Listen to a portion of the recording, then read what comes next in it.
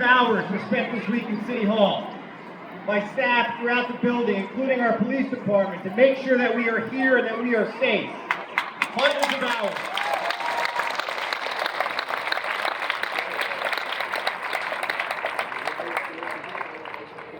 Before I was mayor, I taught at Allen High School for 13 years. Raise your hand if you're a teacher.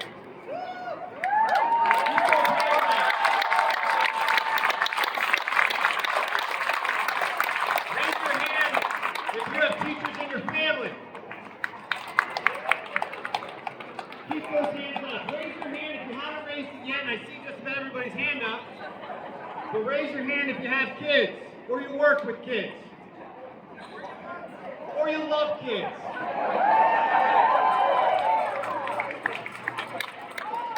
My mom walks her grandkids, my nephews to school every single day. It's the best part of her day. Those 5 minutes when she walks the 4 blocks to school. I worked in Allen, and people ask me this all the time. You miss teaching. I miss the kids. I miss most of the adults, but I miss all the kids. And those kids, they make you get up in the morning. They make you believe. And working at Allen High School, meeting those kids that come from all over the place that didn't have the privilege that I had. And they just keep coming. And they're walking down Lincoln, they're walking down Hamilton, they're walking up all those stairs. And they're facing things that many of us never had to face. And they have the courage to come into that classroom. And when you watch these stories, schools are supposed to be the safest place in America. It's supposed to be the great equalizer. It's supposed to be the place where you can come no matter who you are and you get a chance.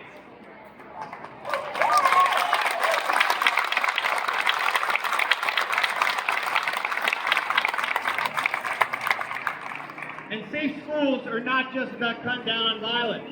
It's about funding them. It's about giving the money that needs to be there for our schools.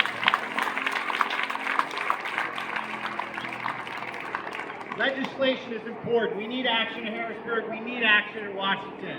And we do need to vote for people that are going to give us that action. That is something that we need.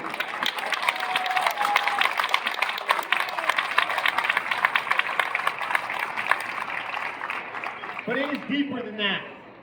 Gun violence is the end. When people die from guns, society has failed. It's like we're counting to 1 to 10, and 10 is when that violence, when that tragedy happens. It is on every single one of us to continue to invest in 1 through 9. Mental health services, schools, recreation, whatever it is.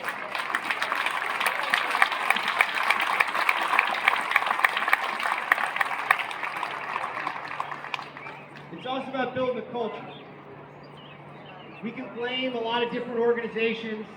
We can blame a lot of different politicians. But they're partly responding to a culture. And what we have here, what I need to thank you for is you spent your lives trying to build the right type of child. Trying to build children that don't look at it as we're in competition with each other. Don't look at it as if I need to have more than he does or she does. Children that value empathy, that love, that look at each other as that person's not different than me. And if you ever spend time around little kids, they don't know that. They understand that as they grow older. And they get the messages. And they see the flags. And they see the anger. And they see the hatred. That's where they learn that from. But what we need to do, the only real solution over the long term, is we have to just build that culture of people that value each other. And I'll tell you one thing. We talked about how some of us are angry to be here. I love you guys, but I'm kind of getting sick of standing next to you at the same rallies. Because haven't you noticed something? That we keep showing up for immigration and reproductive rights. Because what people are afraid of is us. They're afraid of change.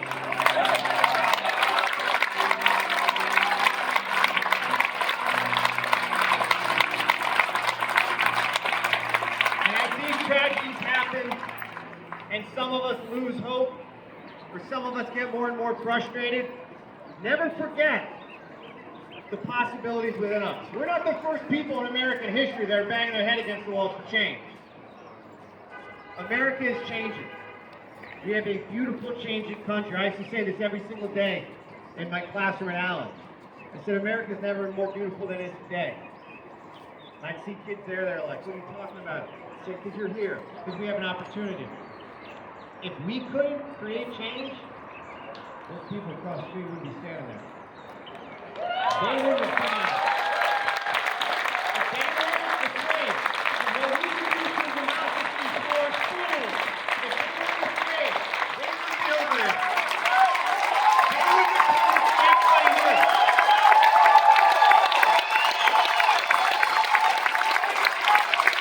And we can never give that up. We can never let that wear us down.